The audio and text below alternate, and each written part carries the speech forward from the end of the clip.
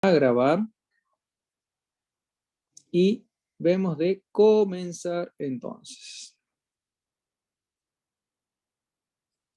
Bien.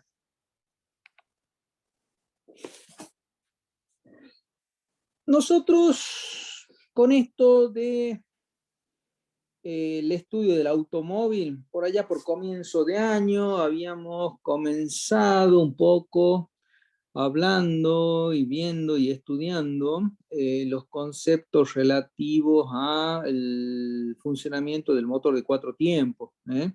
Es decir, cómo se sucedían estos cambios físico-químicos en el interior del motor para lograr la liberación de energía química que contenía el combustible y producir movimientos rotacionales en un eje, a la salida, en el cigüeñal.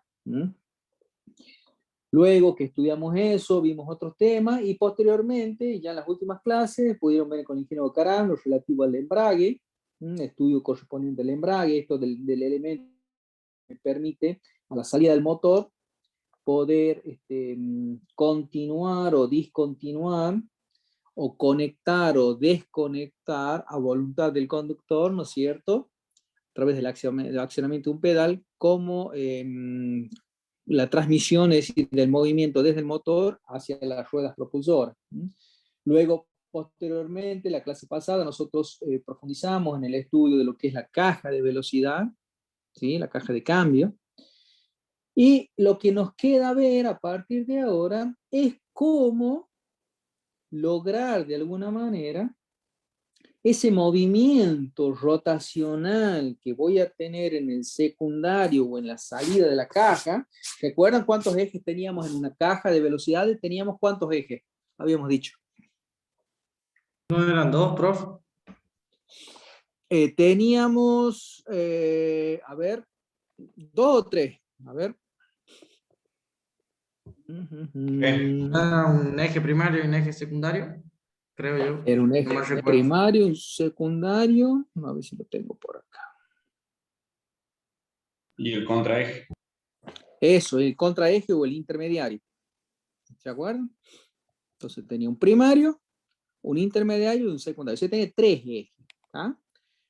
De esos 3 ejes, el de salida, digamos, de caja, es lo que yo tengo que de alguna manera, el movimiento rotacional que yo tenga en ese eje secundario de salida de caja, yo lo tengo que transportar convenientemente a ese movimiento rotacional para que me sirva a mí, ¿no es cierto?, para que llegado, transportado convenientemente hacia las ruedas impulsoras de mi vehículo, pueda finalmente, a través de esa acción de conducción, pueda lograr finalmente el cometido y el objetivo principal de todo automóvil, que es, por definición, como lo definimos allá por la primera clase, que era de automóvil. Auto por sí mismo, móvil, movilidad. Es decir, aquel vehículo que adquiere movilidad por sí mismo.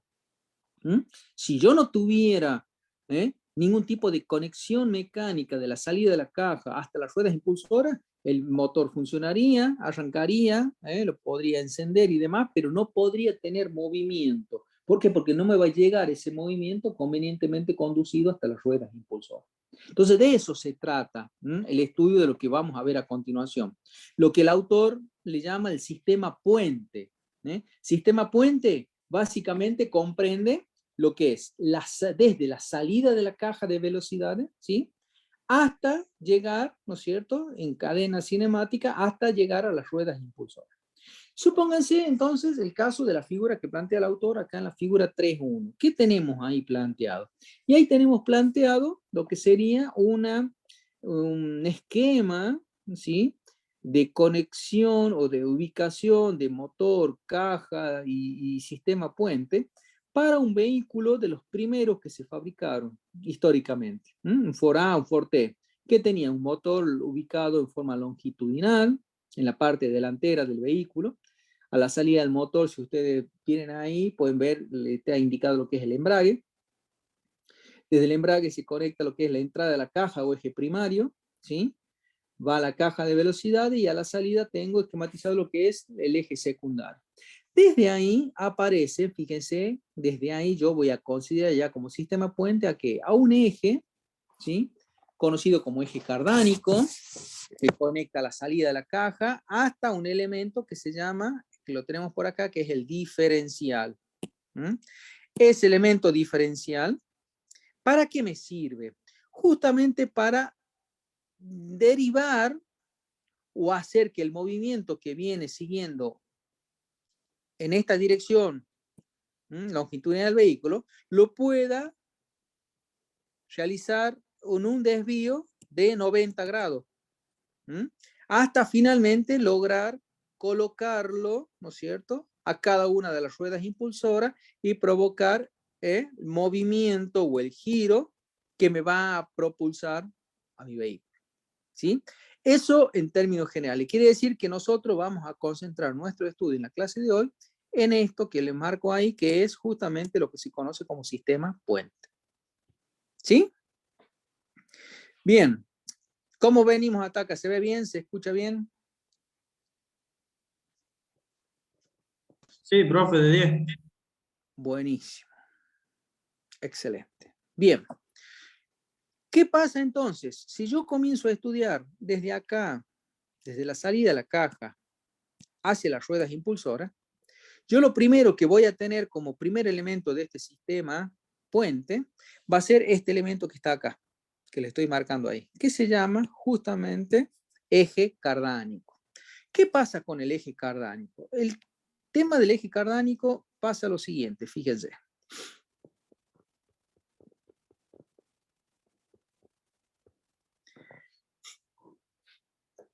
Hay un tema con el eje cardánico. A ver, si yo, vamos a esquematizarlo acá. Si yo considero, fíjense, este punto O es el punto que tengo ahí a la salida de la caja, ¿sí? Y si yo considero que gracias al sistema de suspensión yo voy a tener colocado un amortiguador que va a estar supongamos que sea el amortiguador que está normalmente colocado ahí, ¿sí? ¿Qué va a hacer? Ese sistema amortiguador va a obligar a hacer que el eje cardánico, si tiene que pasar esa rueda por un lomo de burro, por una anomalía del terreno, va a tratar de trabajar, ¿no es cierto?, según lo que vimos, a través del sistema de suspensión. Supongamos que el batimiento angular o que la suspensión en sí se ablanda de ese vehículo y que en definitiva provoque un desplazamiento angular, que acá lo hemos exagerado, ¿no es cierto? Supongamos que sea un desplazamiento angular alfa a través del sistema de suspensión. Si yo considero que este es mi eje cardánico, ¿sí? Si ese eje cardánico tiene que hacer el recorrido alfa, en un determinado momento se va a ubicar por acá. Y en otro momento se va a ubicar por acá. Y en otro momento va a alcanzar la posición final 2. Fíjense que en todo eso que hemos marcado, sucede de que el eje cardánico ha recorrido, ¿qué cosa? Si yo marco los extremos, ha recorrido un arco S. ¿Sí?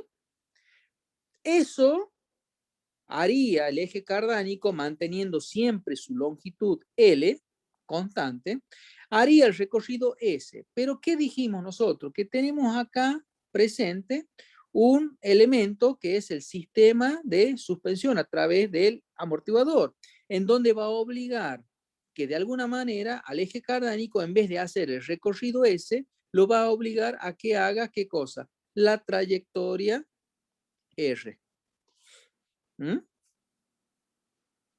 ¿Qué notan cuando hace R en lugar de S? ¿Qué notan ustedes con el eje cardánico? ¿Qué tiene que hacer?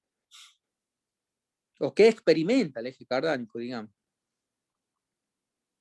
Si hace el recorrido S, la longitud del eje cardánico se mantiene constante. Pero si hace el recorrido R, ¿qué va a pasar? ¿Cómo va a ser la longitud del eje cardánico? Con la longitud media, por ejemplo, acá. ¿Qué van a notar ustedes?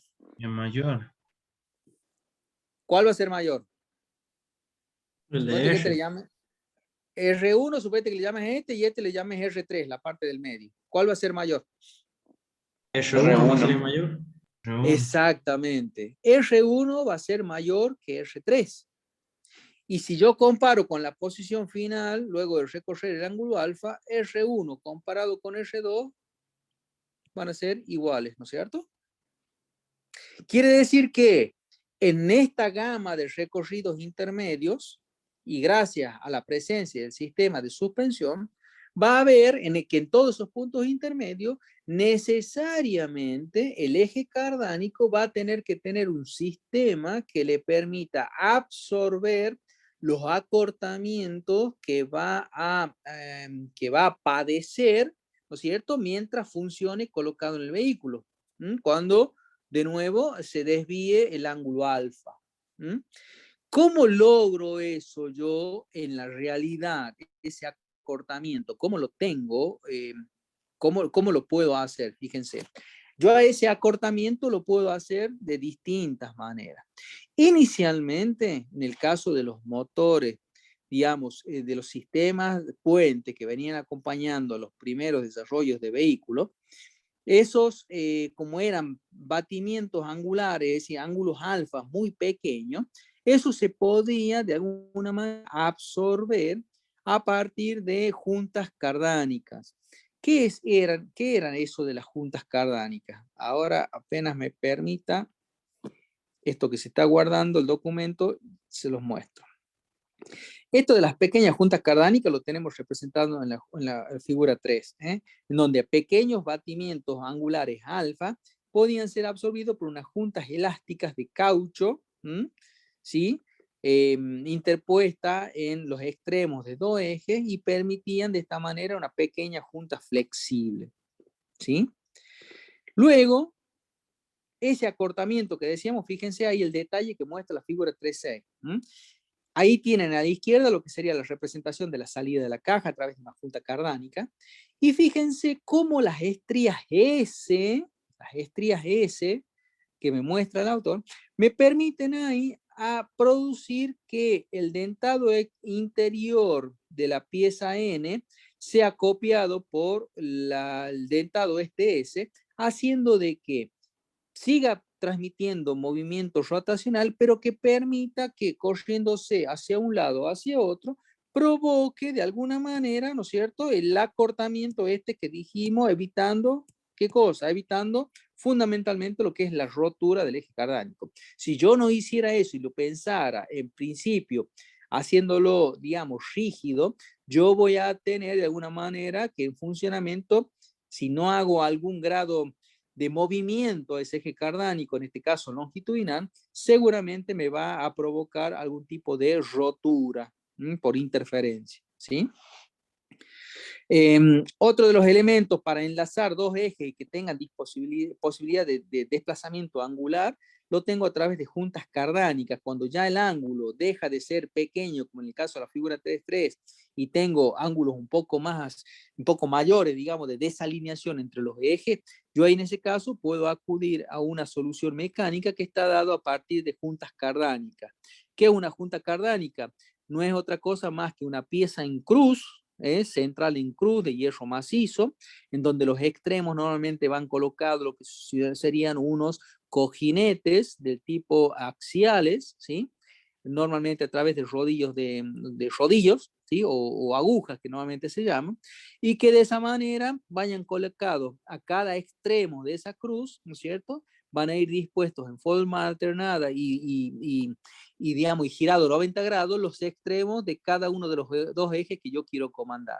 De hecho, una aplicación de este caso, de lo que estamos viendo para junta cardánica, para sistemas puente, lo tenemos en el caso de las transmisiones en los vehículos delanteros, los semiejes. Los semiejes llevan en la punta unas juntas homocinéticas que se llaman, justamente que permiten la desviación angular, ¿no es cierto?, manteniendo siempre la misma velocidad de giro. Por eso es lo de homocinética. Al respecto, si ustedes me permiten, tengo acá un pequeño video para mostrarles que hace referencia a esto que estamos diciendo. A ver, veamos.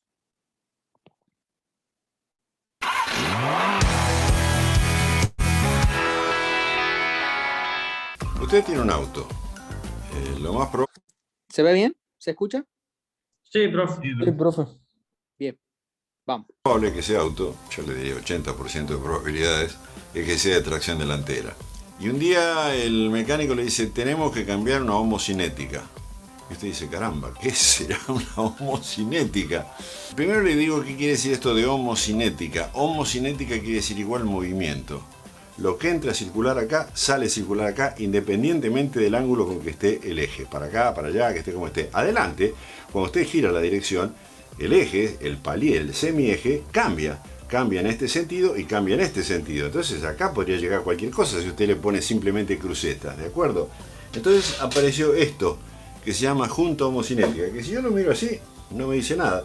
Pero va a ver que no es tan sencillo esto. Vamos a intentar desarmarlo. Tiene una protección para todo lo que es polvo y porquerías y lo que sea exterior. Y acá tenemos el interior de este monstruo, ¿ok? Y esto es el mecanismo homocinético, igual movimiento. Si usted se fija, va a ver que hay bolitas acá adentro que están trabajando sobre una serie de pistas. Y si la mira exteriormente, va a ver sobre cada una de esas pistas una coloración diferente. Es porque esto está tratado térmicamente, pues esa bolilla va a estar soportando una carga muy intensa. Le voy a hacer una demostración. Si yo esto lo tomo interiormente, fíjese cómo esto se puede mover perfectamente. Imagínese que acá del otro lado tenemos el eje. O sea, yo podría llegar a tener prácticamente este ángulo en el eje y esto seguiría manteniendo el movimiento circular. Fíjese que esta distribución de estas bolitas trabajando sobre esas pistas permiten transferir el torque, la carga que es necesaria, y permite transferirlo, reitero, de manera que si el movimiento acá es circular uniforme, acá es circular uniforme también. ¿Ok? Sin esto, los autos con tracción delantera hoy no podrían estar funcionando como funcionan. Es un mecanismo complejo. Esto cuando se instala, se reemplaza, necesita ser lubricado, y el lubricante no puede ser cualquiera. Son lubricantes muy específicos porque son lubricantes que tienen que soportar muy grandes presiones, no tantos movimientos deslizantes como podría ser un aceite lubricante de un motor. Es para extremadas altas presiones y normalmente ya vienen con el lubricante que está desarrollado para ser usado aquí. Cuando usted tenga que reemplazar una junta homocinética, preste mucha atención a la calidad, porque esto también se venden reparaciones. Si yo tuviese que mirar la complejidad de este sistema y le confiara mi vida a la tracción y a la dirección de un sistema reparado, yo sinceramente no lo haría. Un auto que se rompe uno de estos aparatos pierde control en la dirección y sale disparado para cualquier lado. Mucho cuidado, estas piezas son piezas de seguridad y tienen que ser reemplazadas por piezas que tengan la misma calidad, la misma garantía que tiene la pieza original.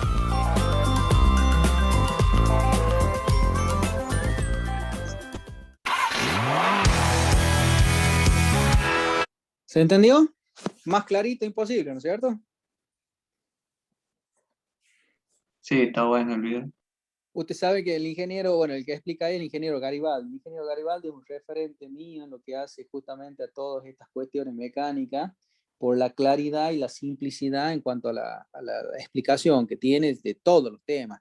O en algún momento tú fue invitado por la UTN, mejor dicho, fue invitado por Refinor, acá a La Rioja, y tuve oportunidad de participación y fue auspiciado por UTN y vine específicamente a hablar de justamente de combustibles, ¿no? De las distintas calidades y demás. La verdad que, como les digo, es un referente y siempre los videos que tiene este hombre en función de su programa y demás son para sacarse realmente el sombrero. Así que bueno, listo, entonces, aclarado el tema esto de las juntas homocinéticas, la desviación angular, cómo lo obtengo y todo lo demás. Fíjense ahora en lo siguiente.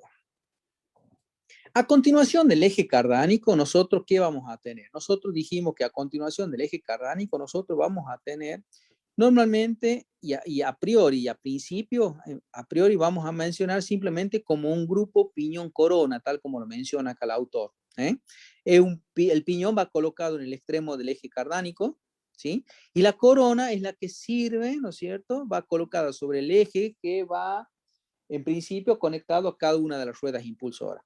Este grupo piñón-corona lo que hace justamente es lograr, a través de su conjunto, de su disposición, lograr transformar el movimiento que viene desde la salida de la caja a través del eje cardánico en una dirección, en la dirección longitudinal del vehículo, transformarlo, ¿no es cierto?, en desviarlo 90 grados y hacer que este movimiento rotacional finalmente vaya a cada una de las ruedas impulsoras de mi vehículo.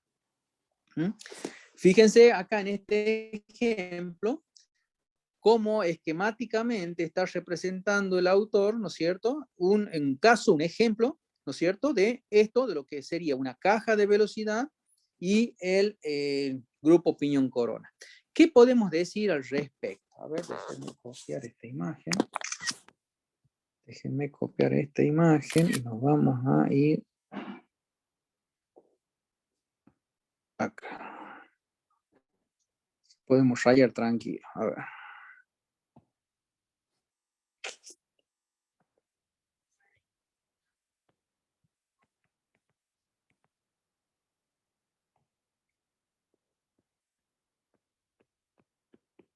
Se me puedo pegar acá. Acá. Bien. ¿Qué pasa en este caso? Fíjense. Yo acá lo que no tengo esquematizado, yo acá tengo el motor, ¿no es cierto? El motor del vehículo. Ese motor entrega al eje primario de la caja de velocidades, este es el eje primario, ¿sí? Le va a estar entregando una determinada, ¿qué cosa? ¿Qué son estas?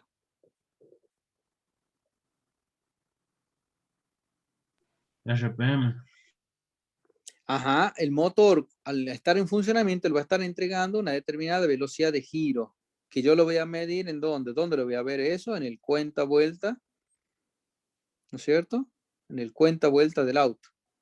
0, 1000, 2000 y así sucesivamente. Este tacómetro cuenta vuelta es el que me está dando información.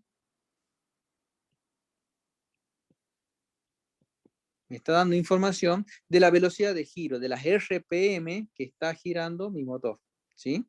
Entonces, siempre, mientras el motor esté en funcionamiento, este valor normalmente es dato, ¿sí? Vamos a suponer que esas 2000 RPM que me está entregando el motor van a entrar en forma, según lo que ya estudiamos a la caja de velocidades, van a entrar en forma directa, ¿no es cierto?, al eje primario de la caja de velocidad. Vamos a suponer que mi caja de velocidad, que es esta que está acá, ¿sí? La caja de velocidades, ahí tengo representado lo que es el eje primario, el contraeje o eje intermediario y el eje de salida, ¿sí? Que son los tres ejes que normalmente vienen, ¿no es cierto?, equipando a una caja de velocidad. ¿Qué vimos en la clase pasada? En la clase pasada nosotros pudimos, a partir de haber definido un valor que se llama J, que lo definimos como relación de transmisión, ¿sí? Nosotros podemos averiguar, supongamos que a este dato nosotros no lo tenemos, ¿sí? Yo quiero averiguar cuánto es la velocidad del cardan. ¿Cuál es la velocidad de cardan? Conociendo, teniendo como dato esto que es la velocidad de entrada, la velocidad que viene en el motor. Yo puedo averiguar que la velocidad de cardan es J veces la velocidad del motor. ¿Cuánto vale J según este caso que estoy analizando acá? Fíjense. ¿Cómo puedo calcular el J?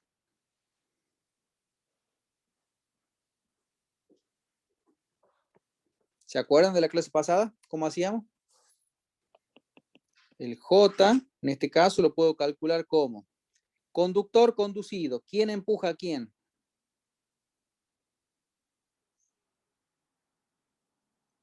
Supongamos que este es Z1, este es Z2, este lo llamo Z3 y este lo llamo Z4. ¿Por dónde ingresa el movimiento? Por el eje primario, por el eje rojo que tengo ahí. Por Z1. Claro, Z1 entonces va a ingresar el movimiento y ese movimiento lo va a impulsar a Z2, ¿cierto? Y a su vez, como Z2 y Z3 forman parte del contraeje o intermediario, cuando Z3 reciba movimiento, ese lo va a mover o a impulsar a Z4. Reemplacemos los valores. Z1 vale 20 dientes. Z2 vale ¿cuánto? 40. Z3 que vale 20 y Z4 que vale 40. Quiere decir que en este caso, ¿cuánto va a valer el J? Un medio. Un cuarto.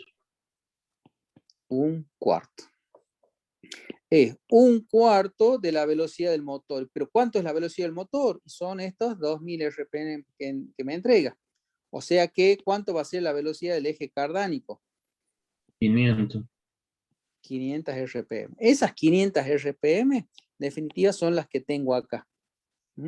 500 RPM. ¿Lo ven de eso? ¿De dónde sale? A su vez, hay una fórmula que también vimos que dice que la potencia mecánica es C por N sobre 716. ¿Qué era esto aplicable al caso de las cajas? Eso era para obtener la potencia en CB a partir del producto de par motor expresado en kilográmetros. Estos son revoluciones por minuto. Y 716, un factor de conversión para obtener las unidades que tenemos ahí. Por lo tanto, fíjense, si acá me dicen que además de 2000 RPM, que es lo que me está entregando el motor y que tengo la lectura a partir del cuenta vuelta, me dice que me están entrando 10 kilográmetros de par motor. 10 kilográmetros de par motor. Entonces, fíjense, como la potencia normalmente de la caja se mantiene constante, ¿qué pasa con las RPM? Entran 2000, salen 500. ¿Baja o sube las RPM? Disminuye. Bajan las RPM, esto baja. Y para que esto se mantenga constante, ¿qué tiene que hacer este señor de acá? Matemáticamente. Aumentar. Tiene que aumentar. Eso es lo que me enseña la matemática. Quiere decir que si yo del lado del motor o del lado primario, de este lado, yo tengo 10 kilográmetros, el dato que me da el problema ahí, 10 kilográmetros, a la salida, ¿qué voy a tener? Esos mismos 10 kilográmetros los voy a seguir teniendo acá, ¿no es cierto? O mejor dicho, hago así, más fácil, mire. De esta yo voy a despejar y quiero averiguar cuánto es el par motor. C va a ser P por 716 de esa fórmula sobre N, ¿no es cierto? P, ¿cuánto vale? Y la potencia, la potencia que me va a estar entregando va a ser 28 CV. Esa potencia es la misma, es la única, la que me está entregando el motor. 28 CV. Multiplicado por el factor de conversión 716 sobre ¿cuántas RPM? Entonces averigüe que tengo del lado del cardan y tengo solamente 500 RPM. Si ustedes hacen esa cuenta, ¿cuánto les da el par motor? ¿Tiene la calculadora a mano? Calcule.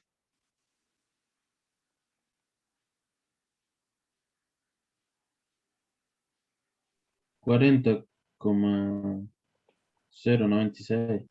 Sí. Supongan y redondeen a 40, ¿qué cosa? Kilogramos. ¿Qué son los 40 kilográmetros? Son, es el valor que yo tengo a las salidas de la caja. O sea que a la salida de la caja yo voy a tener movimiento rotacional. ¿En qué forma? En forma de 500 RPM y de 40 kilográmetros. Cuando a la entrada yo tengo 2000 en forma de 10 kilográmetros. Entonces, fíjense cómo en una caja de velocidades se cumple a rajatabla esto. A partir de considerar que una caja de velocidades se comporta como un conversor mecánico de par. Conversor mecánico de par. ¿Sí? Bien. Listo, yo ya sé y conozco entonces cuánto es lo que va a girar, a qué velocidad y cuántos kilogramos va a tener el cardan, ¿no es cierto?, del sistema puente. Supongamos que ahora quiera yo averiguar a partir de la participación esta que yo voy a tener de esto nuevo que se me está agregando ahora, que es esto del sistema piñón y corona que tengo, ¿no es cierto?, para desviar el movimiento. Fíjense que normalmente piñón y corona, van a venir en una relación de 1/4 a 1/5 de desmultiplicación. ¿Qué quiere decir esto? Que normalmente el número de dientes que va a tener, si P, el número de dientes es 1, el caso de la corona va a tener 4 o 5 veces más de dientes que el caso del piñón. Por ejemplo, fíjense, el caso del autor plantea como relación típica, por ejemplo, una 11:47. 11:47. ¿Dónde lo tengo esto? A ver, acá. Z piñón 11, Z corona 47. ¿Cuánto les da la relación esa? 11 dividido en 47, ¿cuánto les da? Si hacen en la calculadora, 11 dividido en 47 les da 0.23. 0,23, que está entre 0,25 a 0,20. Dentro de ese rango, en términos generales, es lo que van a encontrar a ustedes como relación, ¿no es cierto?, de desmultiplicación en esto, en el piñón corona. ¿Sí? Dentro de ese rango, entre 0,20 y 0,25. Por ejemplo, 0,23. ¿Sí? Teniendo esa consideración, me va a aparecer un nuevo J. Si este J que habíamos calculado anteriormente era de la caja de velocidad, yo ahora me va a aparecer a partir de este nuevo elemento que se me agrega a la transmisión, me va a aparecer un J de piñón corona. ¿Igual a qué? Al Z piñón que mueve a la Z corona. ¿Sí? Z piñón, Z corona. En este caso, ¿qué dato me da el problema? Fíjense, me dice que se trata de una reducción de 5:1. Quiere decir que mientras el piñón tiene 1, la corona tiene 5 veces, ¿no es cierto?, más de dientes. ¿Sí? Decir que tengo 1/5 es igual a ¿cuánto? A 0,20, ¿no es cierto? De J. Por lo tanto, si yo quiero averiguar cuánto vale la W de palier, o de salida hacia la rueda, va a ser igual a ¿qué? A J de piñón corona multiplicado por ¿quién? Por la velocidad de entrada al conjunto piñón corona. ¿Cómo le hemos llamado la velocidad que entra al piñón y a corona? ¿Era este o no? W Sí, de profe. Cardan. W de Cardan, ¿no es cierto? La W de Cardan yo la calculé y es lo que justamente es la velocidad de giro que entra a este piñón corona. ¿Cuánto vale el J que calculamos recién? Y vale 0,20 multiplicado por lo que le entra al sistema mecánico. Y al sistema mecánico le entran ¿cuántas? 500 RPM. Por lo tanto, ¿qué pasa? 500 por 0,20, ¿cuánto me da? 100 RPM. 100 RPM.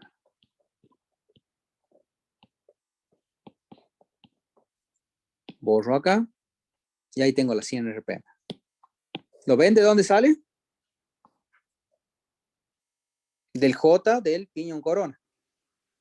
Y si yo quiero averiguar ahora con qué par, supongamos que yo no tenga este dato y quiero averiguar con qué par sale, porque indudablemente al variar las RPM y a través de la fórmula, P igual a C por N sobre 7/16, al mantenerse esto constante y bajar las revoluciones por minuto, es indudable que para lograr esto tiene que aumentar. ¿Y cuánto aumenta? De espejo. P por 716 sobre N. La potencia es constante y el motor me sigue entregando 28 CV. Por el factor 716 dividida en las 100 RPM que voy a tener ya ahora en el palier, el par del palier, ¿cuánto les da eso? 200. 200,48. 200 kilogramos. ¿Dónde están esos 200 kilogramos? Ahí lo tienen. O sea que en el palier el movimiento me llega en forma de 100 RPM y 200 kilogramos, que es lo que en definitiva se entrega directamente a las ruedas, porque las ruedas van conectadas a ese elemento. ¿Sí? ¿Se entendió esto? Fácil, ¿no es cierto? Esto es una ampliación de lo que vimos la clase pasada cuando estudiamos caja de velocidad.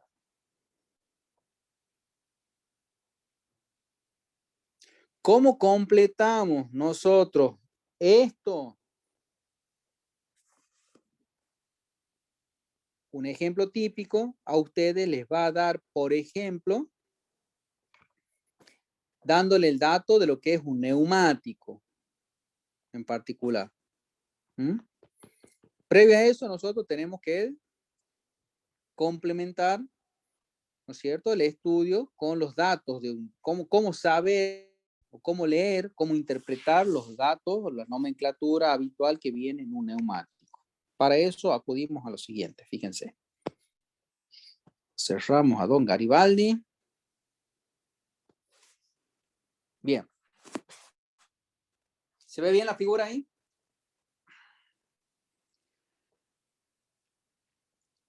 De 10, profe. Bien. Normalmente, Sí, profe. un neumático tiene una nomenclatura típica que viene, ¿no es cierto?, normalmente designada a partir de lo que tienen ahí en la figura. Es decir, son 6 características, ¿sí?, que en términos generales son alfanuméricas, es una sigla, una designación que comprende 6 valores alfanuméricos que normalmente vienen colocados en lo que es la banda o en el costado del neumático. Vamos a comenzar a ver cada una de ellas qué significa. Lo primero que tenemos en el número 1 identificado normalmente son 3 dígitos. En este caso un valor de 2,95. ¿Qué son esos 2,95? Esos 2,95 normalmente viene expresando el ancho de la rodadura del neumático. ¿Qué es el ancho de la rodadura de un neumático? Es esto que está acá. Es el ancho de la banda, de la parte que pisa en el suelo, digamos, que entra en contacto con el terreno. El ancho medido en milímetros es el primer número que me da justamente este gráfico. A ver, vamos a tratar de ver si me permite poner en paralelo, si no estoy yendo y viniendo. Ahí está. Bien. ¿Estamos hasta ahí? Entonces, el número 1, que en el grafiquito de la derecha lo tienen como 2,95, son los milímetros del ancho de ese neumático, que lo ponemos acá, por ejemplo, que en este caso sería 185 por la figura de la izquierda. ¿Me siguen hasta ahí? Expresado en milímetros, ¿está? Vamos con el número 2. Fíjense que entre el 1 y 2, ¿qué aparece? Aparece como si fuera una rayita, una barra inclinada, ¿sí? Como número 2 me aparece un número de 2 dígitos. ¿Qué es el número de 2 dígitos? Ese número de 2 dígitos expresa normalmente en forma porcentual, el tamaño o el ancho de la banda del neumático, pero expresado de nuevo en forma porcentual. A ver, si me dice 35, como dice la figura 2, es el 35%. El ancho de ese neumático, la banda, mide un 35% del ancho de 2,95. Vamos al caso de la figura de la izquierda. ¿Qué me dice? Que este neumático que estamos analizando, que va a ser un 185/55 R16, ¿sí? este valor porcentual, este valor de segundo dígito después de la barra, indica que es el 55% del ancho, o sea, de 185 milímetros. De este valor. Y representa, ¿no es cierto?, el ancho de la banda del neumático. ¿Me siguen hasta ahí?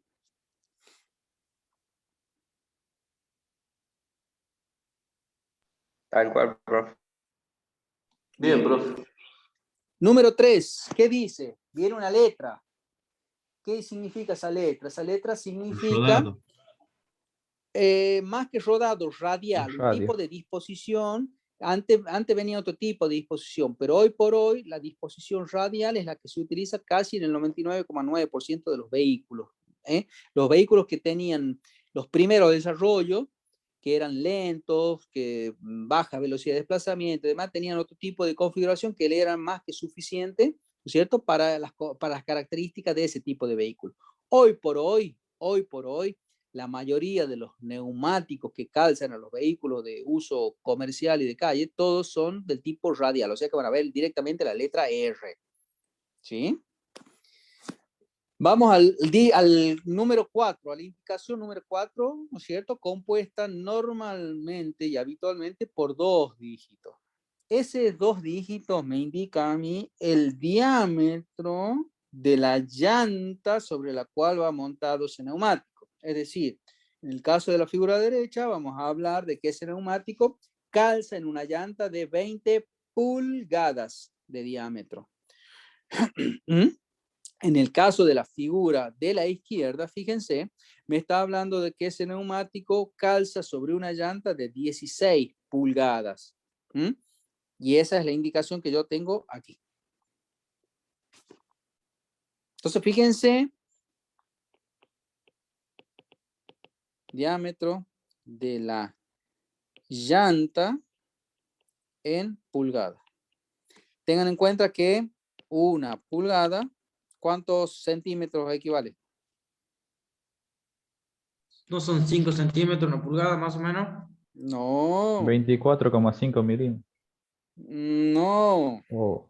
2,54 centímetros. Ahí me gustó. La tercera la vencida. 2,54 centímetros o lo que es lo mismo, 25,4 milímetros. No se ve lo que está escribiendo ahí, profe. No se ve. A ver. Ahí está. Entonces, una pulgada, 2,54 centímetros, 25,4 milímetros. Y esto era el ancho, dijimos, de la banda en milímetros. Entonces, fíjense cómo la multiplicidad de unidades que utilizamos. Aquí milímetros, aquí por ciento y aquí pulgada. ¿Sí? ¿Vamos hasta ahí? ¿Se va entendiendo hasta acá? ¿Cómo complementamos el tema de la nomenclatura de los neumáticos? Finalmente, en la denominación de los neumáticos aparecen 2 elementos más. Un elemento identificado acá como 5 y otro como 6. En el caso del 5, en el caso de la indicación numérica 5, tiene que ver con el índice de carga del neumático. Es decir, cuál es la capacidad de carga para la cual está diseñado ese vehículo y que indudablemente tiene que ver o tiene relación directa con el peso del vehículo para el cual esté diseñado. A ver, ¿dónde lo tengo eso? Por acá lo tengo. Bien. Fíjense, acá tienen ejemplo de lo que son los índices de carga e índices de velocidad para los neumáticos. Fíjense. El índice de carga es un código numérico que corresponde a la carga máxima que un neumático puede soportar. Carga en cuanto a peso del vehículo. No es lo mismo considerar un vehículo para, no sé, un Fiat Uno que para una camioneta Ford Ranger o una Dodge Ram, por ejemplo. ¿Mm? Los pesos de los dos vehículos son distintos y como los neumáticos son normalmente los puntos de apoyo, el puntos de contacto del vehículo con el nivel del suelo, por lo tanto es importante atender eso de la relación entre el peso del vehículo total y el peso que va a soportar cada uno de los neumáticos, ¿sí? Acá dice que normalmente la carga del neumático, a ver, ¿qué sería lo ideal? Que al peso total del vehículo yo lo divida en cuántos puntos de apoyo, dividido en 4. 4. Supongamos, no sé, el vehículo que ustedes hayan elegido, no sé, una tonelada, un Volkswagen Gol, 1200 kilos. Redondeemos en 1000 kilos. Supongamos si el vehículo tiene 1000 kilos, lo divido en 4 y se supone que cada neumático tiene que soportar como mínimo, ¿qué cosa? ¿Cuántos kilos? 250. 250. Pero ¿qué pasa? Y eso normalmente el dato que me dan a mí es a vehículos sin ocupantes, sin combustible lleno, o sea, yo tengo que considerar un coeficiente de seguridad a la hora de diseñar los neumáticos para estar del lado seguro y no estar al límite, ¿sí? ¿Cuál es el coeficiente de seguridad normalmente que se utiliza? Es hacer que el peso total del vehículo no sea, lo pueda llegar a considerar por eje. No sé, si el peso total del vehículo es 1000 kilos, yo voy a considerar que en el tren delantero, con un coeficiente de seguridad 2, yo voy a considerar que el tren delantero, los 1000 kilos los voy a tener en el tren delantero. Por lo tanto, cada una de las ruedas, ¿cuánto va a tener que soportar? 500 kilos. ¿Sí? De esa manera, y en forma aproximada, yo puedo dimensionar correctamente un neumático para que soporte correctamente la carga, con un coeficiente de seguridad bastante amplio. ¿Se entiende cuál es la idea? Si en ese caso, supongamos el caso del ejemplo, y vamos a la tabla, caso del Gol, si yo voy a considerar que los 1000 kilos del peso total del vehículo los voy a considerar cargados exclusivamente en el tren delantero, como el tren delantero tiene 2 ruedas, voy a hacer 1000 dividido en 2, 500. 500 kilos cada rueda. ¿Qué les parece? ¿Cuál va a ser el índice de carga que utilizarían según esta tabla que están viendo ahí en pantalla?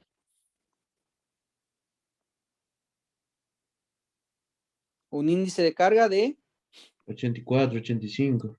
exactamente. Un índice de carga 84, 85. Después comparen ustedes cuando hagan el práctico y después si tienen a mano pueden googlear cuál es el tipo de neumático que utiliza desde el punto de vista de índice de carga para, no sé, por ejemplo, el Volkswagen Gol, por ejemplo.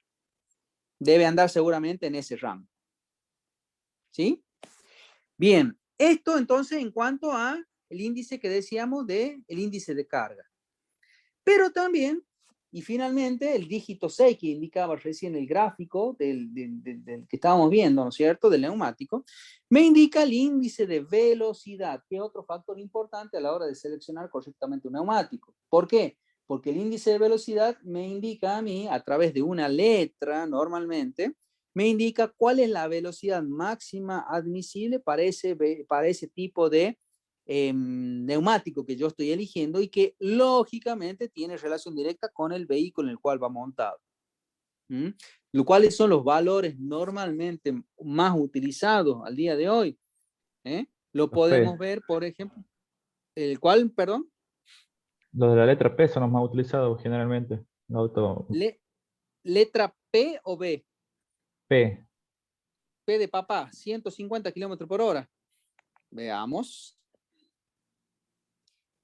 Mira, acá hay otra página en donde, por ejemplo, vos podés cargar según los distintos modelos. Vamos a ver si me permite ir para atrás. Me permite buscar ruedas, me dice, ¿sí? Voy a buscar ruedas y me permite especificar marca, año y modelo de vehículo. No sé, por ejemplo, y acá tenés todas las marcas. Podés elegir, por ejemplo, no sé, Toyota, fíjate. Modelo 2021 y un modelo conocido, porque esta página es española, pero vamos a elegir algo que sea. El Etios, a ver, veamos el Etios. Déjame ver acá. Déjame ver el Corolla Etios. Vamos a elegir de nuevo. Especificamos la marca, nos vamos a Toyota, ¿no es cierto?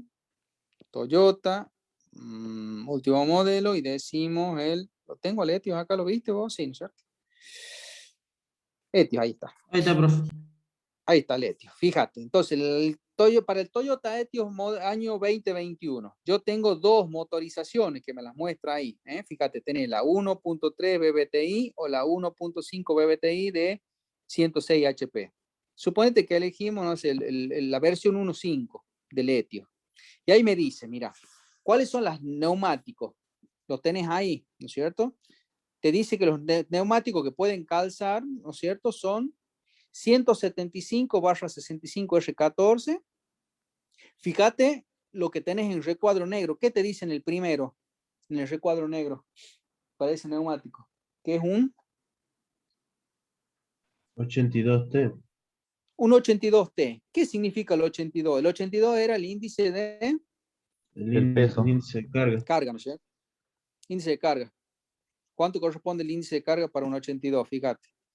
475. Y lo más probable que el Etios, si después googlean y demás, esté en torno a un peso total de 475 por 2, más o menos. O sea, estás hablando 450, 900, cerca de 1000 kilos aproximadamente, un poquito menos.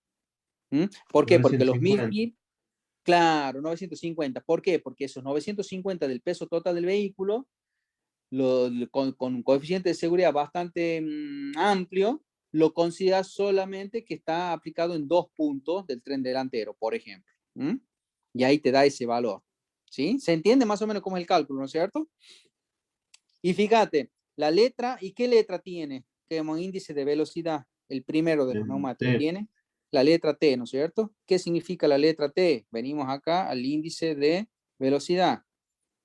Fíjate, ¿qué dice la letra T? ¿Qué velocidad máxima admisible para ese neumático? 190. 190 kilómetros por hora. ¿Sí? ¿Se entiende más o menos cuál es la idea de esto?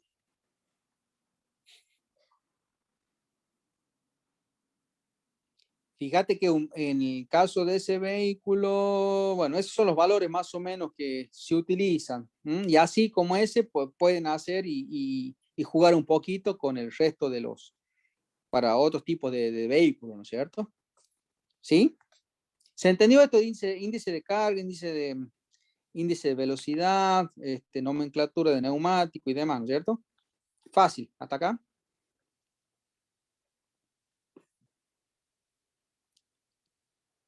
¿Cómo complementamos nosotros este ejercicio? Una vez que nosotros tenemos esto, una vez que nosotros tenemos calculado cuál es las RPM que yo tengo a la salida del palier, supongamos que el ejercicio les diga, tengan en cuenta, ¿no es cierto?, que este vehículo está equipado con un neumático, supongamos el caso del Etios. ¿Cuál era la medida del Etios? A ver si nos acordamos, si no la copiamos de acá. A ver, era 175/65 R14. 175/65 R14. 175/65 R14. Toyota Etios, ¿no es cierto? Vamos a suponer que tenemos calzado ese neumático. ¿Cómo sería el 175/65 R14? En base a lo que vimos. En base a lo que vimos vamos a tener.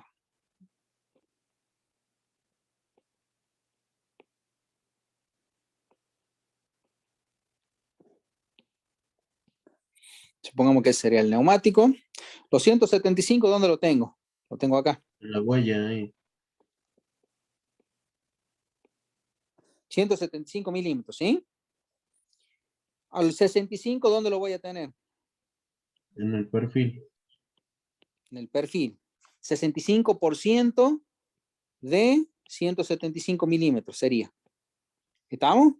Y esto de acá, ¿qué sería? El rodado, digamos, el radial.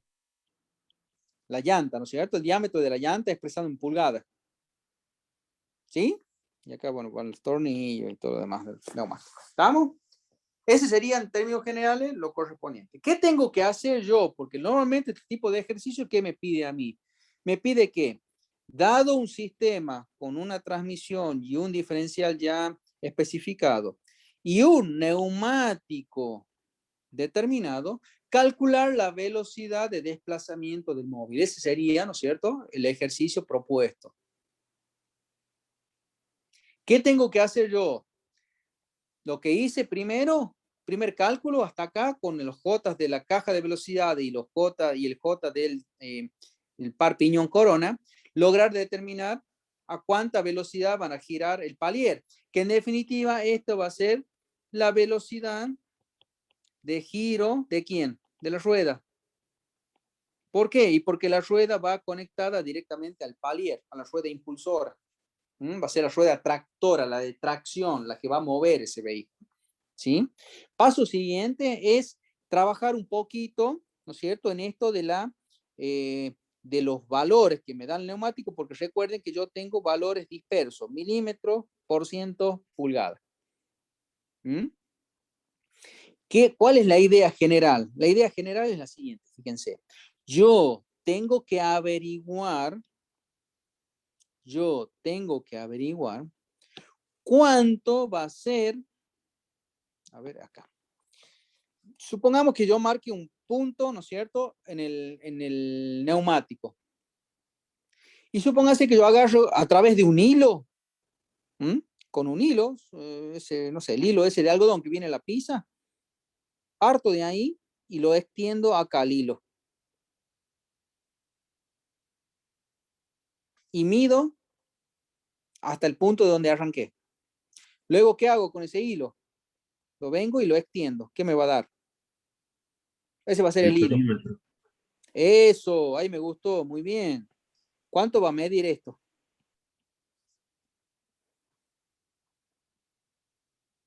Entonces, como dice el compañero, perímetro, muy bien.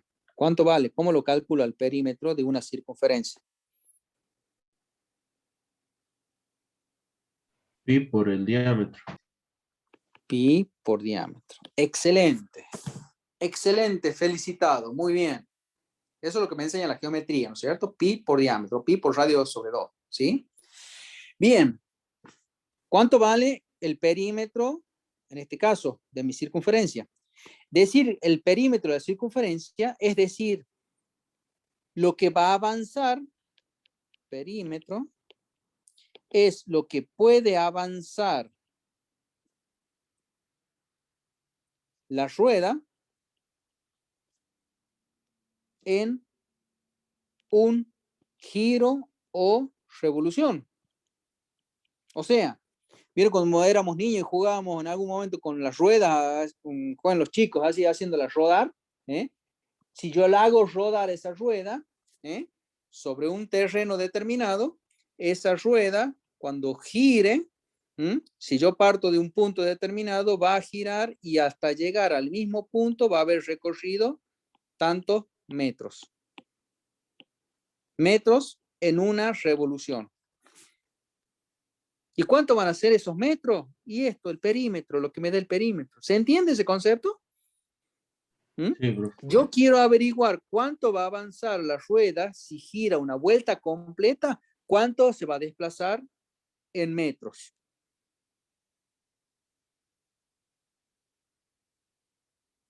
¿Sí?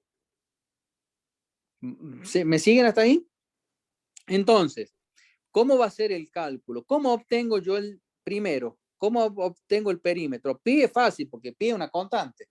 Pero ¿cuánto vale el diámetro de este neumático del Toyota Etios con los datos que yo tengo? ¿Qué les parece? ¿Cómo lo puedo averiguar? Sería el rodado más el 65% de la huella del neumático.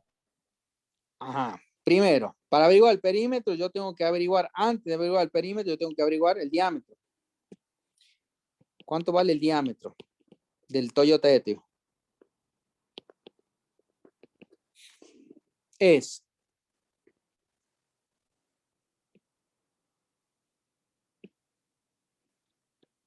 esto. ¿Cuánto vale eso? 14 pulgadas. Pero no me sirven las pulgadas a mí. Yo tengo que trabajar en unidades del SI, estoy acá en Argentina. Lo tengo que pasar. ¿A qué quieren?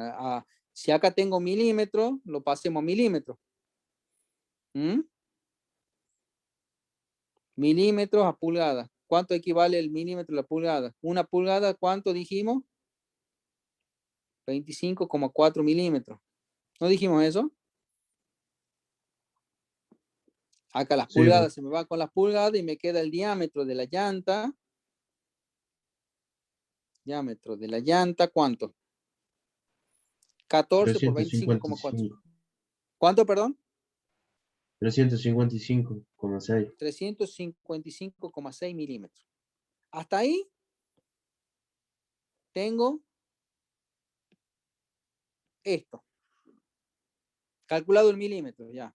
La llanta en milímetros. ¿Estamos? ¿Qué me está faltando para completar el diámetro de esa llanta de litio, de ese cubierto de litio? ¿Qué me está faltando? Y me está faltando esto y esto. Y ahí ya voy a tener el diámetro. ¿Cuánto vale eso?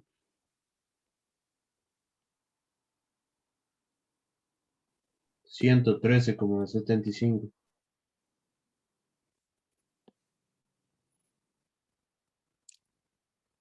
Me faltan las dos bandas de rodadura.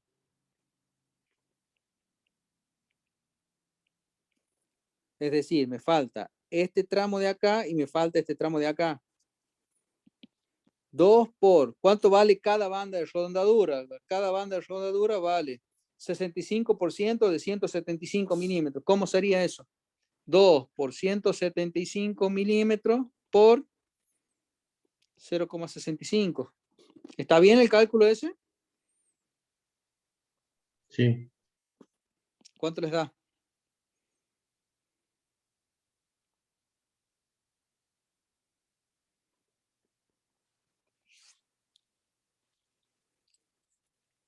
$227,5. 227,5 milímetros. Si yo sumo esto, que es esto, más esto, más esto, que es esto, yo voy a tener el diámetro total. Diámetro total del neumático de litio, ¿a qué va a ser igual? A los 355,6 más los dos anchos de la banda de rodadura, que son 227,5. O sea, ¿cuánto? 583,1. Milímetros. Esos 583,1 milímetros los tengo acá. Totales. ¿Están de acuerdo con eso? ¿Me siguieron en el cálculo? Sí, Sí, profe. profe. Recién ahí yo voy a conocer el diámetro. Por lo tanto, ahora sí, perímetro igual a pi por diámetro. 3,1416 por el diámetro de letios, 583,1 milímetros. ¿Cuánto les da eso? 1831,86. 1831, 86. ¿qué cosa? Milímetros. ¿Qué quiere decir perímetro? De nuevo, el perímetro, los 1831,86, va a ser lo que va a avanzar en el suelo cuando la rueda dé una vuelta o giro completo. Sería 1,8 m más o menos. Exactamente. Exactamente. 1,8 metros. Igual 1,83 milímetros, centímetros, decímetro, metro. 1,83 metros. ¿Sí? Se dan la idea, ¿no? De esto, de esa medida que representa, ¿no es cierto? Es lo que va a avanzar. Cuando yo a esa rueda la marque un punto de referencia y la haga girar un giro completo sobre el suelo, lo que va a avanzar esa rueda va a ser eso, 1,83 metros. ¿Está? Bien, listo. Hasta acá, una vez que yo ya averigüé el perímetro, paso siguiente es, ¿qué cosa? Retomar la velocidad esta. Y voy a decir que la velocidad de desplazamiento del vehículo va a ser igual a la velocidad que va a girar la rueda, que va a ser en definitiva la velocidad a la que gira el eje cardánico. Son las 100 revoluciones por minuto. 100 revoluciones por minuto. ¿Sí? 100 revoluciones por minuto. Por lo que va a avanzar la rueda por cada revolución, por cada vuelta. Yo sé que va a avanzar, según lo que calculé recién, 1,83 metros es lo que va a avanzar la rueda por cada revolución o por cada vuelta o por cada giro. Que en definitiva este es el valor del perímetro que acabo de calcular. ¿Sí? Esto es lo que gira el eje cardánico y la rueda, y esto es lo que avanza sobre el terreno en cada giro o revolución. Y fíjense, revolución por revolución se me va, ¿y qué me queda? ¿Qué unidades me quedan? Me queda Metros por minuto. por minuto. ¿Y está bien calcular la velocidad de un vehículo en metros por minuto o en qué se calcula normal y habitualmente en la velocidad? Metro por segundo. Tendríamos que multiplicar por 1/60.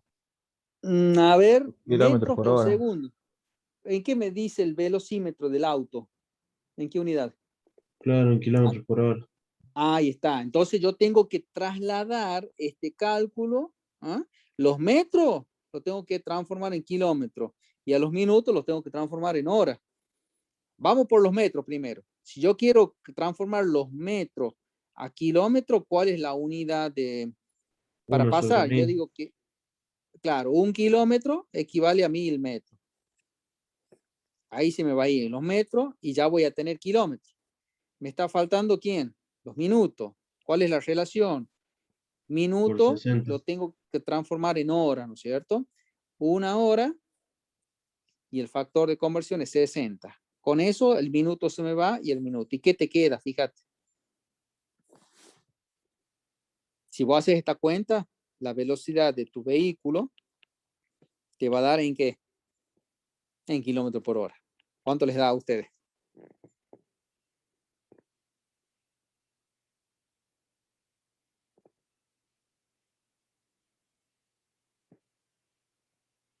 Tenés 100.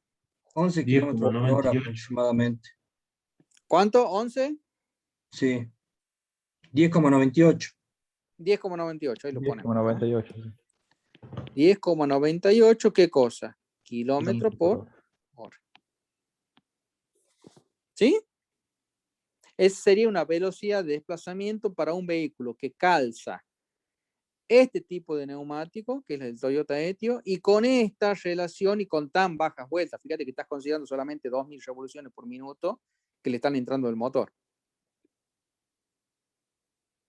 ¿Sí? ¿Se entendió más o menos cuál es la idea?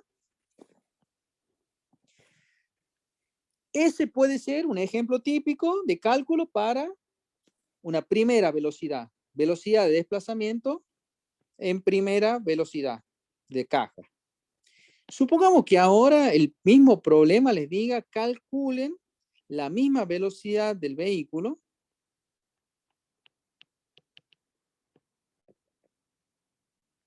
pero ahora en directa. Con la caja puesta en directa. ¿Qué quiere decir caja puesta en directa? ¿Se acuerdan que lo vimos en la clase pasada? Que el cardan va a girar a 2000 revoluciones por minuto. Eso, ahí me gustó. Muy bien. A ver si lo podemos poner acá. A ver si me deja. ¿Dónde está? Fotos, fotos, fotos. Aquí.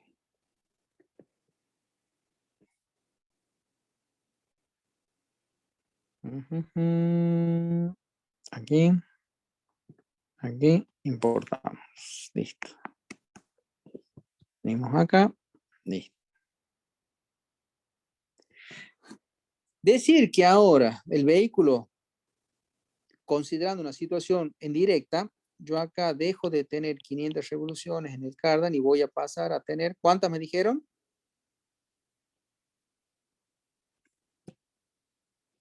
Acá entran 2000 y acá voy a tener 2000 por estar en directa. ¿Lo ven a eso? Todo lo que entra es igual a lo que sale. Y si tengo 2000 RPM, ¿cuántos kilogramos voy a tener acá? Si acá tengo 10, ¿cuánto voy a tener acá? P igual a C por N sobre 716. Esto se mantiene constante. Esto se mantiene, las RPM se mantiene constante porque las 2000 que entran son los 2000 que salen. Por lo tanto, ¿qué pasa con el par motor? Va a disminuir. Fíjate, constante, constante, constante. No Se tendrá que poner mantiene. ese. Claro, se mantiene constante, o sea que acá sigo teniendo los 10 kilogramos. ¿Cuándo me va a variar el par motor? Y cuando varíe hacia abajo o hacia arriba las RPM. Este se va a seguir manteniendo constante y ahí en ese caso va a subir o va a bajar el par motor. Pero si esto se mantiene constante, los 10 kilogramos los sigo teniendo ahí. O sea, no hay forma de errar. Entonces acá en este caso, en el segundo ejemplo, en directa sería esto que estamos analizando ahora, ¿sí? En directa tengo las 2000 revoluciones. Si son 2000 revoluciones en el cardan, en el eje cardánico, esos ingresan acá. ¿Qué pasa con esa reducción 5-1? ¿Se altera o sigue siendo la misma?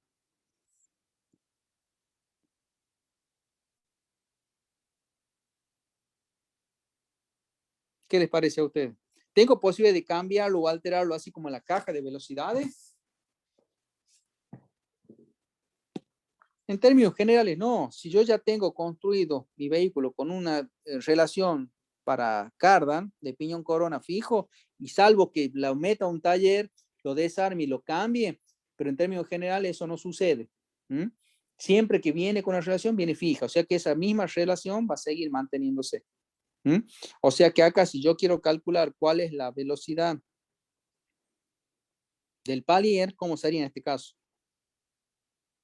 Tachamos esto. Profe, una pregunta. Sí.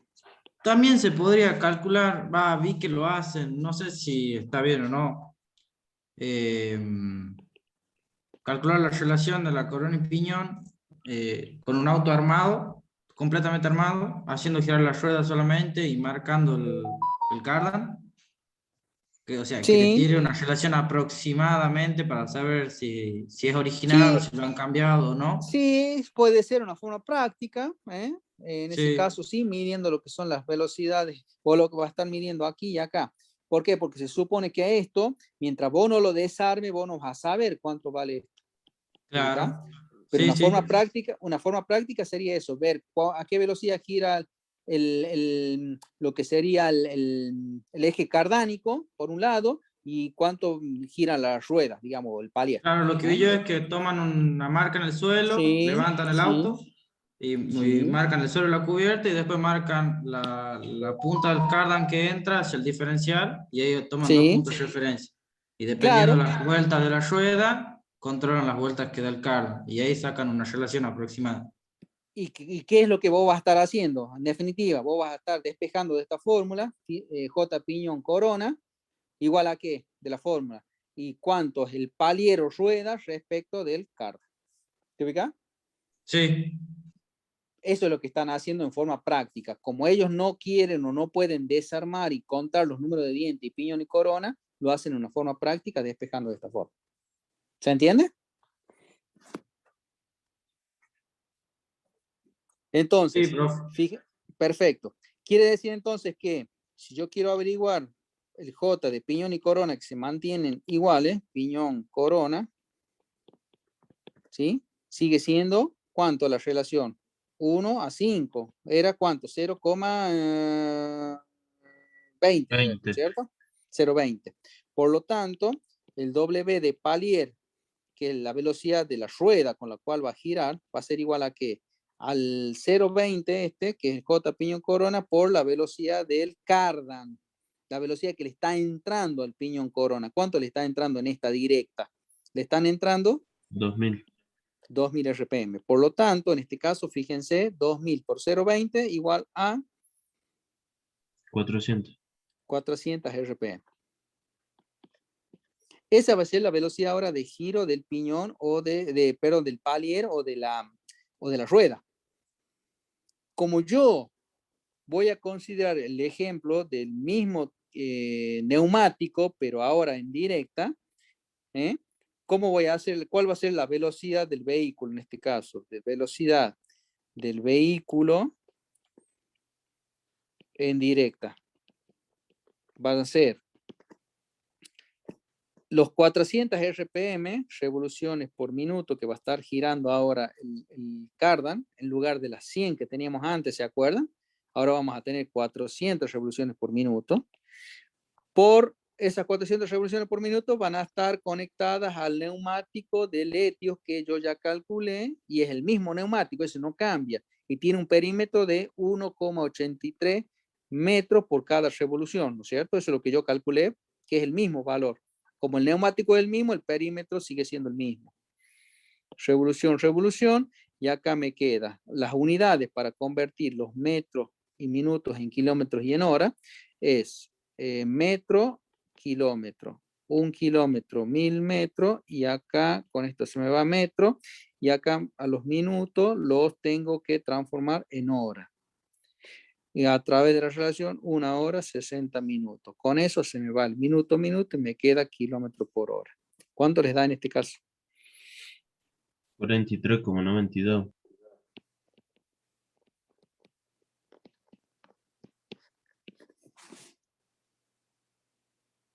¿Sí? ¿Se entiende? Un vehículo en directa, tan solo 2000 revoluciones por minuto con el neumático ese del Toyota Etios que acabamos de calcular, y va a tener una velocidad de desplazamiento de 43,92 kilómetros por hora. Que lógicamente va a ser mayor que los 10,98 en primera velocidad, porque es menor las revoluciones de giro. Acá le están entrando a las ruedas 100 revoluciones por minuto y acá le entregan 400. ¿Sí? ¿Qué les pareció? Interesante, ¿no es cierto? Sí, profe, estuvo muy bueno.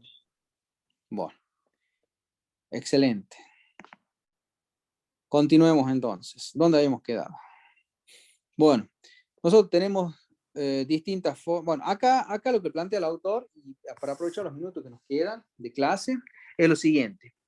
Un vehículo, si yo lo planteo al sistema piñón corona este que estamos analizando, así tal y cual está en forma directa, aplicado simplemente para desviar la dirección del movimiento de la rueda, ¿no es cierto? Y conducirlo apropiadamente hacia las ruedas impulsoras, yo tengo un inconveniente. Si lo quiero plantear así en forma directa, un vehículo que tiene piñón y corona así directo, como lo planteamos nosotros, y que quiere girar o realizar una trayectoria curva, como en el caso de la figura 313, indudablemente que la rueda A, que va del lado de adentro de la curva, va a recorrer un arco AC, una distancia AC, que termina siendo mucho menor que la distancia que tiene que recorrer la rueda B, la rueda que va del lado exterior de la curva, por necesitar, ¿no es cierto?, trasladarse un arco BD que, ahí lo pueden visualizar claramente, resulta mayor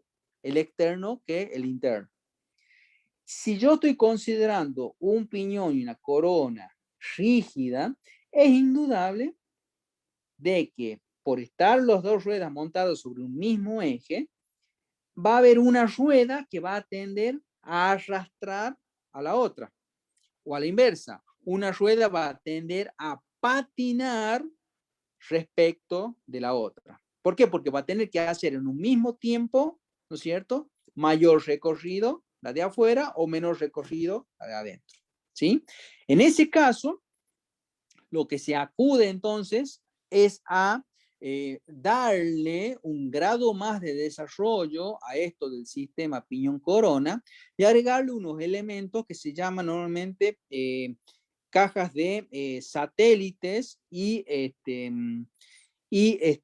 otro tipo de ruedas dentadas, ¿sí? Además de la corona y el piñón, agregarle satélites y planetarios de manera tal que este mecanismo, así como está planteado, permita de alguna manera absorber esas irregularidades, haciendo que mecánicamente y a través de este dispositivo, a la rueda que va por el lado de afuera, se le dé una mayor velocidad, ¿no es cierto?, en forma automática para compensar la mayor distancia, y a la inversa, la rueda que va por la trayectoria interna de la curva, se le disminuye proporcionalmente la velocidad, ¿sí?, para que de esa manera no haya ninguna rueda que patine o que trate de arrastrar a la otra, ¿sí? Un poco para tratar de explicar esto, que se complica en esto de tratar de hacerlo desde una imagen, tratar de imaginarnos cómo sería y demás, les propongo en este tema particular, tengo un video para compartirle que no es muy nuevo, que digamos, tiene sus años, pero que de alguna manera los términos didácticos y para tratar de entender esto que estamos tratando de ver ahora del sistema diferencial, yo creo que es muy, muy sintético y muy pedagógico, ¿sí? Así que si ustedes me permiten, vamos a comenzar este video que tiene como unos 9 minutos, pero a ver si lo ponemos desde minuto...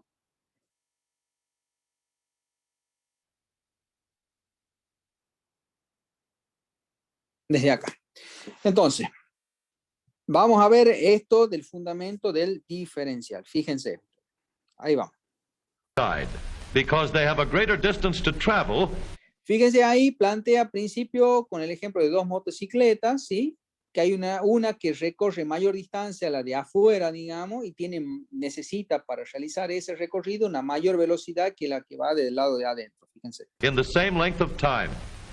When a wagon turns a corner, the wheels can travel at different speeds because each one can turn freely on the axles.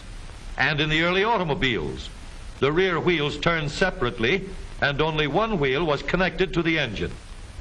But when only one wheel was driven by the engine, it had to do all the work and it couldn't get a good enough grip. Fíjense en esa imagen. Hay una de las ruedas que está prácticamente embalada, que está con gran velocidad de giro, mientras que la otra está completamente detenida. Fíjense. ¿Lo vieron eso, no? Hay una rueda que está prácticamente atascada y la otra con and it couldn't get a good enough grip on the road to do its job properly. So the one-wheel drive was soon out of date. ¿Se escucha bien? Sí, sí se escucha. Bien. Sí, profe. Sigamos. Presten atención a esto. Fíjense, dos ruedas conectadas a un mismo eje rígido y fíjense las marcas que tienen, unas marcas de referencia en la banda del neumático. Van a ver que la de afuera necesita recorrer mayor distancia que la de adentro. Y fíjense cómo va a haber una que va a resbalar y va a tratar de arrastrar a la otra. Fíjense.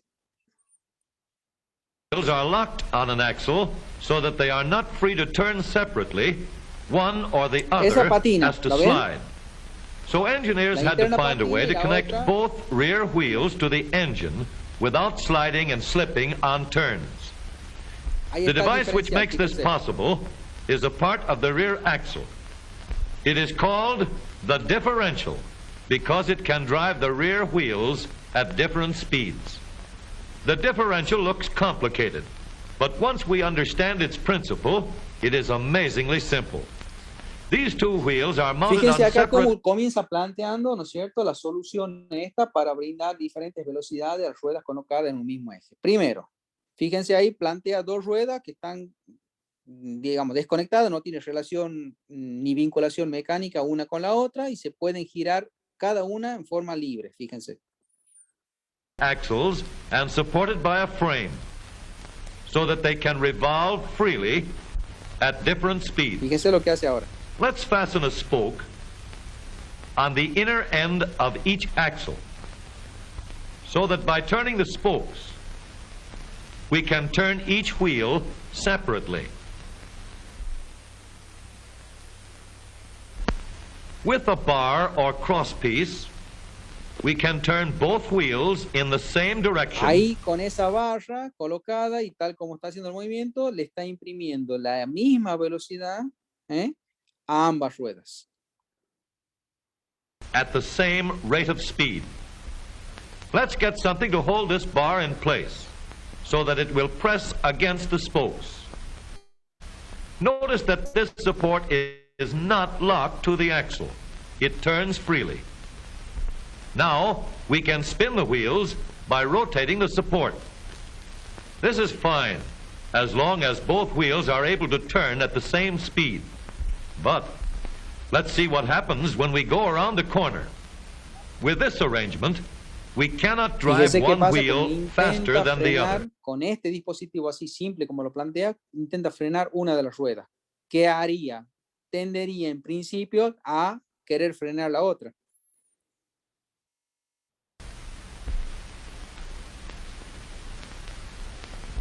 And if we stop one wheel, the other wheel won't budge. ¿Ven cómo lo frena? Let's put this bar on a un pivot grado de movimiento. so that it can swing in either direction.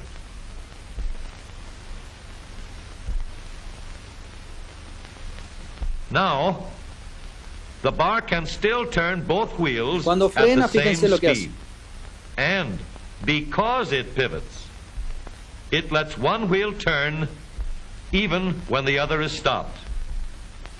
But if turned too far, the bar will swing around Pierde until it contacto. won't drive the spokes that turn ¿Qué either hace? wheel. We need another crossbar and more palitos. spokes to carry on the job. When we stop one wheel, the crossbars will continue to push the spokes Una of the rueda free frenada y wheel la otra around.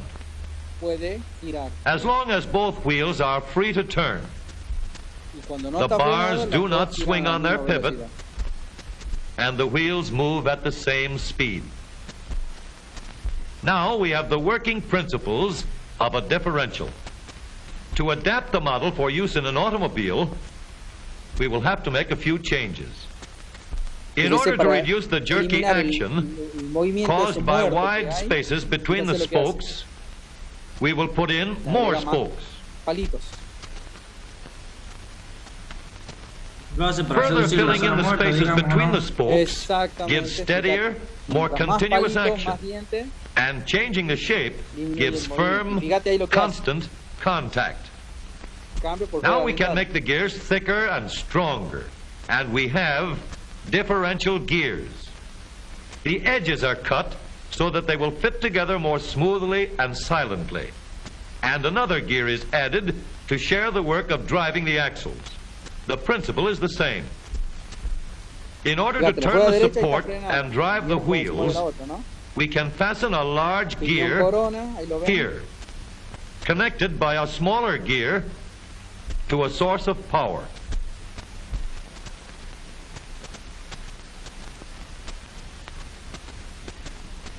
Notice that the power is connected to the differential at the center line.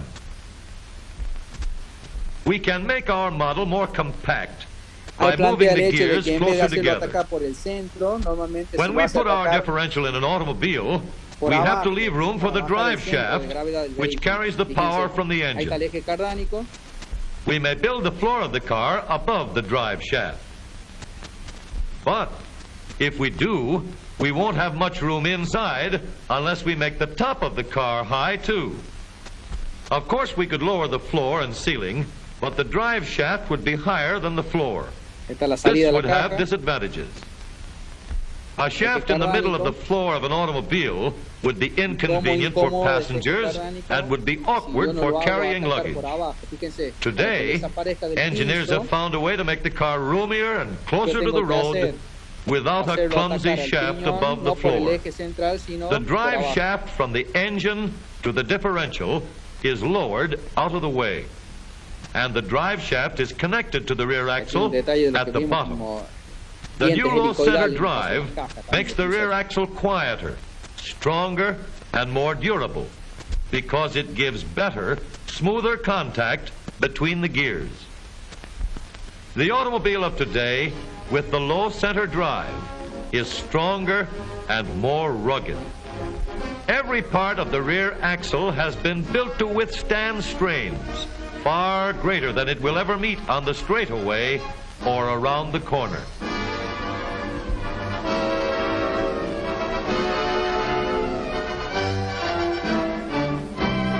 Llega de afuera, mayor velocidad, y le da de llega de interior, mayor velocidad, llega de interior, mayor velocidad.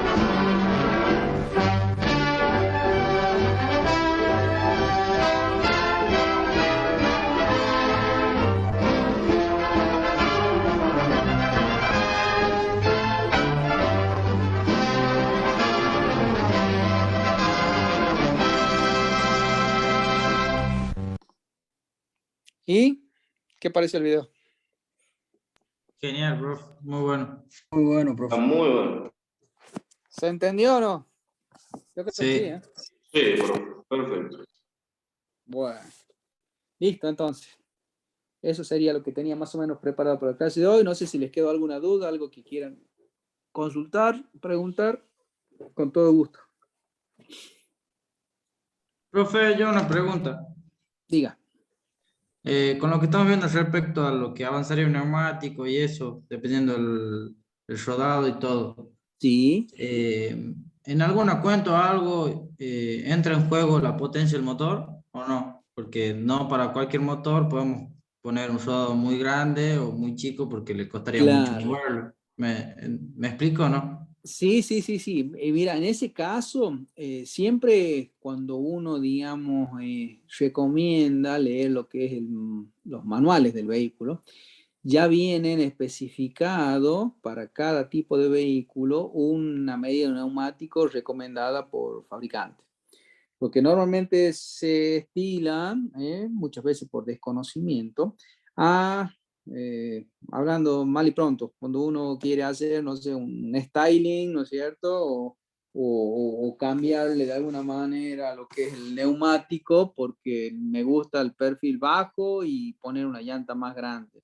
Pero hacer ese tipo de tuning en los vehículos, muchas veces se desatiende el valor fundamental. Según lo que vimos, lo que siempre yo puedo cambiar, ¿no es cierto? Ir de una medida de neumático, ¿no es cierto?, especificada por fábrica a una medida superior. No sé, el vehículo viene con llanta de 15 pulgadas y le quiero poner una de 17. Perfecto, no hay problema. Lo que sí es importante, atender a esa llanta que yo voy a cambiar, ¿no es cierto?, a 17 pulgadas, ver cuál es el neumático, que indudablemente va a ser un neumático. Cuando yo me voy en mayor diámetro, tengo que mantener siempre en términos generales lo que es el perímetro. Eso, el perímetro no me tiene que variar. Lo tengo que tratar de mantener dentro de cierto rango bien acotado para que no se me altere. ¿Por qué? Porque si yo altero el perímetro, yo voy a alterar lo que es la relación de transmisión y la velocidad final. En definitiva puede ser que lo haga trabajar más o menos, pero yo voy a alterar la relación de transmisión y la velocidad del vehículo. Es decir, que el vehículo va a marchar a una determinada velocidad y el velocímetro del vehículo me va a indicar otra. Entonces, en términos generales, en esos casos, ¿cuál es la recomendación? Siempre mantener dentro de un límite muy acotado lo que es el perímetro, lo que nosotros vimos, cuánto va a avanzar la rueda en una revolución. Y con eso, dentro de eso, puedo jugar, poner una llanta más grande con un neumático de perfil más bajo, por ejemplo. Pero siempre, de nuevo, atendiendo a mantener constante, lo más cercano posible al valor original del valor del perímetro recomendado por fábrica, digamos. ¿Sí? No sé si me expliqué. Sí, profe, sí, se entendió. Perfecto. Así que ya están en condiciones ahora de ir y mañana proponerle a sus papis que cambien los neumáticos del auto y ustedes le van a dar la medida y todo. Ya estamos listos. Ya estamos haciendo cálculos ya. Bueno, al pelo. Bueno, ¿algo más? ¿Alguna otra duda? De mi parte no, profe. Bueno. ¿Qué les pareció? ¿Interesante la clase de hoy o no? Lindo, ¿no? Sí, entretenido. Bueno. Siempre. Bueno, es un poco la idea. Un poco la idea es darle los fundamentos básicos para que ustedes tengan las herramientas necesarias para que ya como futuro ingeniero pueda decidir, no sé, caso como decimos, cambiar tal llanta, recomendar tal neumático y, bueno, y jugar un poquito con eso, ¿no? Que no hacerlo de oído como mucha gente por ahí lo hace. Ustedes como futuros profesionales tienen que marcar ya diferencias al respecto, ¿sí? Para eso están acá y se pasan horas atendiendo al ingeniero Heredia y al resto de los profesores para que tengan los fundamentos técnicos sólidos y suficientes como futuros profesionales egresados de UT. Así que bueno, listo entonces. Damos por finalizado oficialmente la clase. Deseándoles que este fin de semana XXXL descansen, estudien lo que tengan que estudiar, prepárense, fíjense que ya estamos a final de año. Sé que estamos un poco cansados todos y demás, pero es la última parte del año, ¿sí? Para afrontar los que son los parciales que nos queden, los finales y demás, ¿sí? Así que con ánimo y con fuerza. Listo. Que ande Muchas bien, gracias. profe. Hasta luego, Buenas profe, noches. gracias. Hasta luego, profe. Gracias. Hasta luego, Gracias. profe. Hasta luego, que anden bien. Chau, chau.